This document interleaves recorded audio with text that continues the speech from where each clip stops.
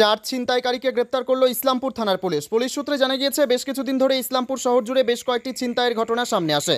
সেই ঘটনার তদন্তে নেমে বৃহস্পতিবার চার ছিনতাইকারীকে গ্রেপ্তার করে ইসলামপুর থানার পুলিশ। অভিযুক্তদের কাছ থেকে কিছু ছিনতাই হওয়া মোবাইল ও অন্যান্য জিনিসপত্র উদ্ধার করেছে পুলিশ। অভিযুক্তরা ইসলামপুর থানা এলাকার বাসিন্দা বলে জানা গিয়েছে। শুক্রবার অভিযুক্তদের 10 দিনের পুলিশি হেফাজতের আবেদন জানিয়ে ইসলামপুর মহকুমা আদালতে পাঠিয়েছে পুলিশ। ঘটনার তদন্ত শুরু করেছে পুলিশ।